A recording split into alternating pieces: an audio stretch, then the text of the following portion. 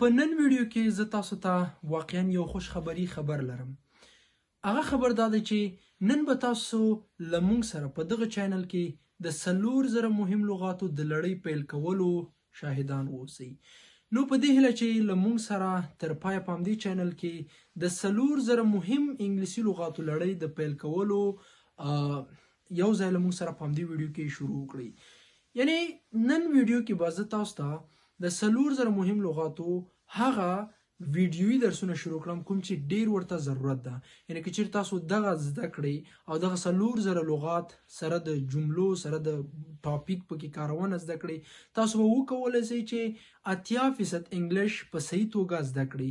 یعنی هغه که چیرې تاسو یو ټاپک لولئ، هغه که چیرې تاسو یو مجله لولئ، نو حتما به تاسو د دغه 4000 لغات څخه یو نه یو لغات سره مخ کیږئ چې تاسو به وکولی شئ په ډیر اسانۍ سره هغه ترجمه او معنا کړئ. راځئ مخکې له دې نه چې موږ درس ته لاړ شو، لومړی د دغه 4000 مهم لغاتو د کتاب جوړونکي په اړه تاسو ته وایم. د دغه 4000 مهم لغاتو کتاب جوړونکي نوم دی پال نیشن. دا هغه کس دی چې تاسو ته او هغه کتاب جوړ کړی ده کوم چې له حد زیات ورته ضرورت ده. هغه په دې کې هغه لغات راوستي دي کوم چې په مقاله او هغه لغات کوم چې په انګلیش کې تر ټولو ډیر اړین او ضروری دي. په نن درس کې موږ تاسو ته د لومړي یونټ څخه 10 تر ټولو کاریدونکي لغات تدریس کوو او د دې ښه والی بل دا ده موږ چې کوم لغات تاسو ته تدریس کوو هغه لغات بیرته په جمله کې هم کاروو او کله هم چې یو یونټ خلاصیږي هغه به انشاءالله بیرته موږ په ټاپک کې هم تاسو ترجمه کوو چې یو ډیره اسانه لار ده د انګلیسي ژبې زده کړې لپاره. مخکې دی چې درس ته راسو بیا هم که چیرې ستاسو لومړی ځل چینل ته راغلی چینل در سره سبسکرایب او د نورو ویډیوګانو لپاره مونږ د تشویق دپاره تاسو ویډیوګان لایک کړئ او مثبت کمنټونه پرېږدئ. زو درس شروع کوو. په انګلیش کې په 4000 مهم لغاتو کې موږ تاسو په لومړي یونټ کې لرو هغه لومړنی لغات چې دی هغه په انګلیش کې افریډ AFRAID افراید ویلی سي ویریدل، ډارېدل، ترس کول. صحیح سو؟ نو افراید ډارېدل صحیح سو. او په جمله کې څنګه اوس کارو؟ مثلا موږ تاسو ته لاندې یو جمله مرته لیکلې don't be afraid. don't be afraid یعنی مه ویریږه. ته یو چاته وایې سې ډارېږه مه، don't be afraid مه ډارېږه. نمبر 2 دویم لغات موږ تاسو لرو agree agree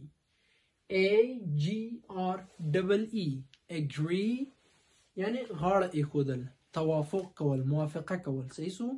او یا هم نظره کېدل، د یو چا سره په یو خبره باندې هم نظره کېدل ته په انګلیش کې څه وایي؟ agree وایي. نو په جمله کې موږ تاسو I agree with you زه تا سره موافق یم یا زه تا سره هم نظر یم. یو ملګری تا ته وایي چې زه مثلا دغه کار کوم دا کار کوم what do you think about it. صحیح سو؟ او یا ورته what's your opinion یا په بخښنه سره what's your view یعنی ستا نظر څه د دې باره کې. نو ته بیا چې ورته I agree with you زه له تا سره هم نظر یم. نمبر 3 دریم نمبر لغات دی angry angry غصه کېدل، په قهر کېدل. مثلا وایي what's there to get angry مثلا ته یو چاته وایي په دې کې د غصه کېدو څه خبر ده؟ یو خبره ده یو څه کېږي او په هغه کې تا ته مثلا یو ملګری دی د هغه په غصه کېږي او حال دا چې هغه خبره به هیڅ د غصه کېدو والا نه وي. نو ته به چېرته what's there to get angry یعنی په دې کې د غصه کېدو څه خبر ده؟ څلورم نمبر لغات موږ تاسو لرو arrive رسیدل، ځای ته رسیدل، یعنی په موټر یا هم په بایسکل یا هم په بل څه کې. ARRIVE arrive رسیدل. په جمله کې the bus always arrives late یعنی بس موټر همیشه ناوخت را رسیږي. د بس موټر همیشه ناوخت را رسیږي. دلته موږ تاسو بل لغات هم لرو always همیشه، late ناوخته او arrive خو دا معلومدار لغات ده چې تیر ده را رسیدلو ته وایي. نمبر 5 attack حمله کول. صحیح سو؟ ATTACK attack حمله کول. The dogs attacked me on my way home. The dogs attack me on my way home. یعنی کور ته چې راتلم سپوره باندې حمله وکړه. شپږم نمبر لغات راځو دلته bottom. bottom ویلی سي تل یا هم بیخ. صحیح سو؟ نو تل یا بیخ ته په انګلیش کې ویلی سي bottom. په مثال کې متصل the bottom of my shoe has a hole in it. The bottom of my shoe has a hole in it. یعنی بیخ یا هم په تل زما د بوټ کې یو سوری ده یا هم تل یعنی هغه تل زما د بوټ چې ده هغه په داخل کې یو سوری لري. په انګلیش کې هول ویلی سي سوري ته. صحیح سو؟ او شو ویلی سي بوټو ته، بوټ ته ویلی سي. صحیح سو؟ او باټم خو معلوم دی چې تل یا بیخ ته وایي. یعنی سره له دې چې تاسو د باټم لغت معنا زده کړه چې د تل یا بیخ یا هم د لاندې معنا ورکوي. صحیح ده؟ نو ورسره مو تاسو شو بوټ ته ویلی سي او همداشانته هول سوري ته ویلی سي. دا مو هم ورسره زده کړه. نمبر 7 cleaver. cleaver ویلی سي لایق، چالاک، تیز هوشه کس. صحیح سو؟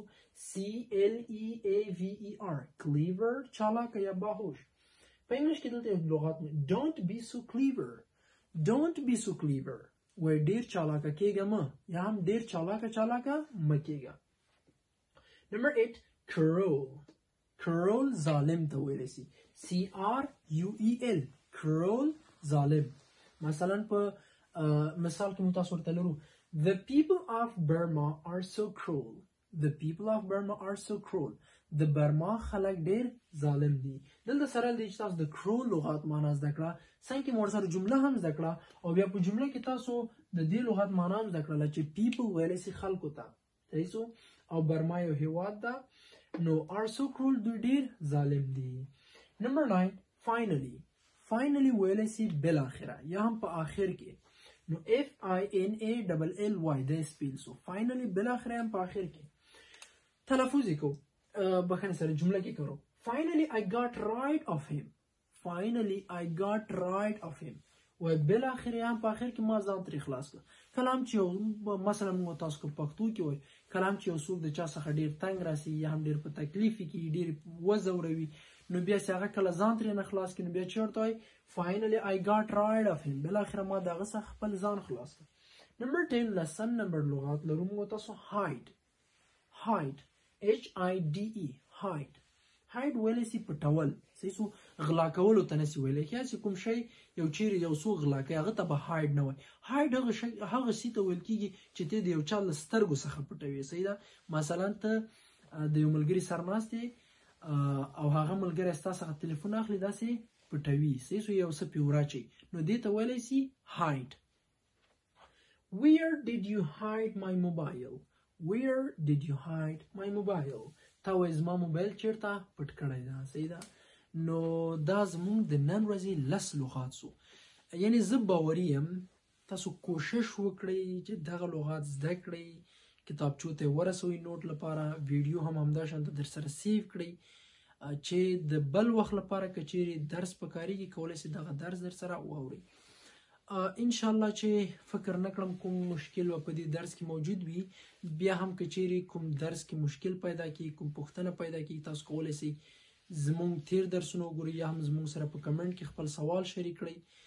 او که چیرې بیا هم کوم پوښتنه سوال چې نه پیدا کړي نو تاسو څخه مو هیله ده لاړ سئ زموږ تیر درسونه وګورئ. انشاءالله چې حتما به ستاسو مشکلات ورسره رفع سي. نو غواړم له نن نه وروسته تاسو هیڅ داسې بهانه نه لرئ چې موږ ولا انګلیش نسو زده کوئ یا سخته ده یا څنګه ده. نن زه تاسو ته په آنلاین ډول باندې د ویډیو په سطحه په ذریعې سره تاسو ته انګلیش درښیم، که ته په کور کې، که ته په مکتب کې، که ته په سارای، که ته په هر ځای، که ته په مسافرۍ کې، فقط چې ته دا ویډیو ګوري تر پایه دغه درس لیکي او زده کوي نو دا به انشاءالله چې ستا لپاره ډیر کومک وکړي. او بل دا چې موږ د دغو درسونو لپاره پلی لیست جوړو. هر ورځ موږ دغه لغات چې کوم تاسو ته په تخته لیکو په جمله کې بیرته جوړو دا تاسو ته له نږدې نه شریکوو، کولی سئ هغه په اسانۍ سره وګورئ. نو خبرې ډیرونه انشاءالله چې تر بل درس زه بیا راځم. تاسو ټول پاک لوی بخونکي خدای سپارم. تر بیا ښې چارې ښه وخت ولرئ. د خدای په امان.